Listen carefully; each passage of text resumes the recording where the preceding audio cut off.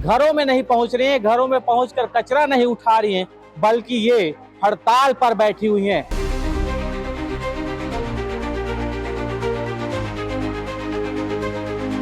इतना गंदगी के काम करता सरकारी नौकरी वाला मन के तो 6-6 महीना में बैठते बढ़ जाते पैसा, हमन के तो बढ़वे नहीं कर रहे। पहनने के लिए दस्ताना और मास्क ग्लव्स देना चाहिए, लेकिन वो सब चीज भी हमको नहीं मिल पाता है। साल भर में एक बार साड़ी मिल गया तो बहुत है।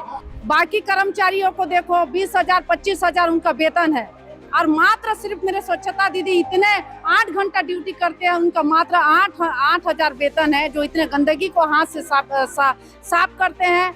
छत्तीसगढ़ में मिशन क्लीन सिटी के तहत स्वच्छता अभियान चलाया जा रहा है, जिसमें स्वच्छता दीदी जो होती हैं ये सब बैठी हुई हैं। इनके द्वारा घर घर जाकर सूखा कचरा गीला कचरा उठाने का काम किया जाता है, लेकिन ये काम पिछले 1 तारीख से बंद पड़ा हुआ है। 1 तारीख से ये दीदियां घरों में नहीं पहुंच रही हैं, घरों में पहुंचकर कचरा नहीं उठा रही हैं, बल्कि ये हड़ताल पर बैठी हुई हैं।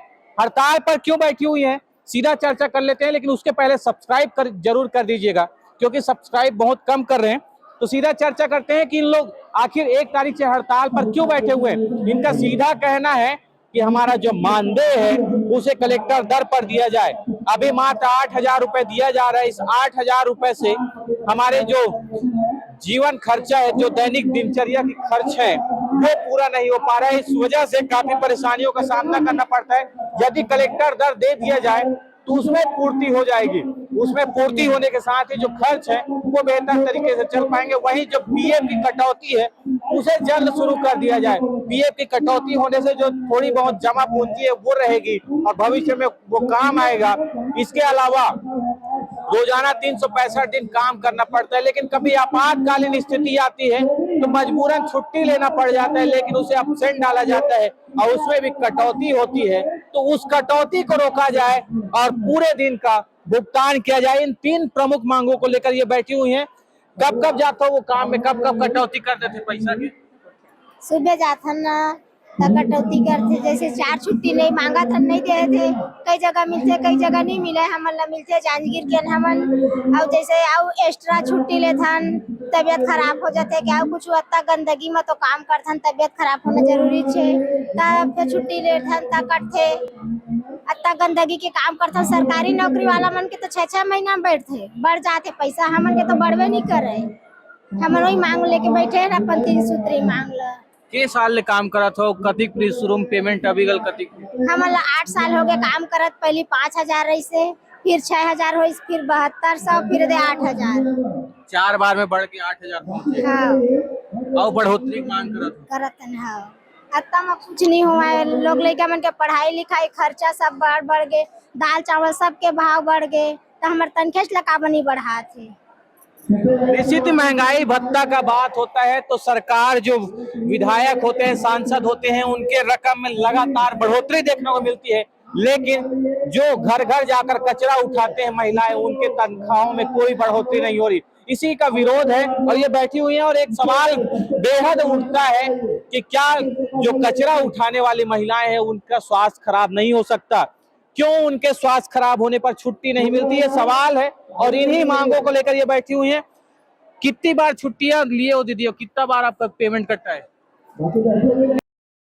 उस समय मैं ली थी, मैं करीबन 2.5 महीना का घर में पड़ी हुई थी, मेरा 1 रुपया भी नहीं मिला इसमें वहाँ से भी नहीं मिला। अधिकारी लोगों को मैं आवेदन भी दी थी, डॉक्टर सर्टिफिकेट मेडिकल सर्टिफिकेट देने के बावजूद भी मेरे को 1 रुपया भी नहीं मिला था। और 2.5 महीना तक ना मैं घर में बैठी हुई थी। और सुरक्षा के लिए क्या क्या देते हैं पहनने के लिए? पहनने के लिए दस्ताना और मास्क ग्लव्स देना चाहिए, लेकिन वो सब चीज भी हमको नहीं मिल पाता है। साल भर में एक बार साड़ी मिल गया तो बहुत है, और साड़ी अड़ी भी कुछ नहीं मिलता है। अपने जेब से खर्चा करके हम लोग रिक्शा भी बनाते हैं, अपने जेब से दस्ताना मास्क ले लेके हम लोग पहनते हैं अपने सुरक्षा के लिए। अब मेडिकल इलाज करने से वही चीज दवाई को देते रहते हैं। क्या हम लोग इंसान नहीं है क्या? हम लोग भी तो साल भर 365 दिन काम करते हैं क्या? छुट्टी उट्टी भी लेते हैं, उसका 1 दिन छुट्टी लेते हैं, 2 दिन का पेमेंट कट जाता है उसमें। 1 दिन छुट्टी लेते हो, 2 दिन का पेमेंट काटते हैं? हाँ, 2 दिन का पेमेंट कट जाता है 1 दिन छुट्टी लेने से। और मांग नहीं किए मास्क दस्ताना मिलना चाहिए? हम लोग मांग करते हैं, बोलते हैं तो देंगे देंगे बोलते हैं और देते नहीं है समय पे। बताइए, बड़ी बात कह दी है इन्होंने कि क्या एक व्यक्ति को काम में रोजाना जा रहे तो उन्हें छुट्टी लेने का अधिकार नहीं है? और वहीं मास्क, दस्ताना, ये दैनिक दिनचर्या के कामकाज में उपयोग आने वाली इनकी जो जरूरत के सामान है वो है, बावजूद इन्हें वो उपलब्ध नहीं हो पा रहा है। लगातार उसका मांग किया जा रहा है, बावजूद अब तक उसे इन्हें प्रदान नहीं किया जा रहा है, जिसको लेकर ये परेशान है, हताश है और लगातार 1 तारीख से ये हड़ताल पर बैठे हुए हैं और 10 तारीख तक 10 दिवसीय प्रदर्शन करने को ये टूटा में पहुंचे हैं।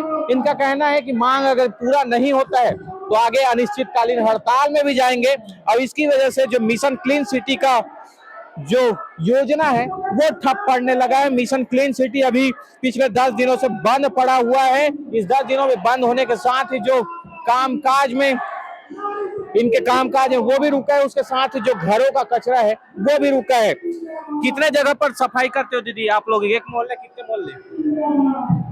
250 हाँ? 2-250 2 टन। काम अभी बंद है कि चला थे? अभी हड़ताल में 2 दिन हो गया आवत नहीं जात हो? सब हड़ताल में आ जाते बंद थोड़ा सफाई होते नहीं होते। वो कौन करत है? तो अभी कोई नहीं करत है, अभी है आगे है महासव नहीं होते सफाई। तो ये अपनी मांगों को लेकर पहुंचे हुए हैं, सफाई अभी बंद हुआ पड़ा है। कब तक बैठेंगे दीदी, क्या योजना लेकर बैठे हो? हम लोग आगे और बैठेंगे, बंद कब तक है? 14 तक, फिर आगे और सोचेंगे बैठने के लिए। अभी 14 तक बैठोगे? जी।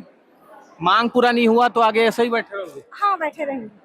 कितना मांग कर रहे हो, कितना मिलता है पैसा? 8,000। 8,000 मिलता है, कितना मिलना चाहिए? कम से कम कलेक्टर में मिलना चाहिए 10, 12, 15 तक है ना, ऐसी कुछ 15 तक मिलना चाहिए जी। क्या क्या खर्च कर लेते हो पैसों का, क्या क्या जमा कर रहे हो?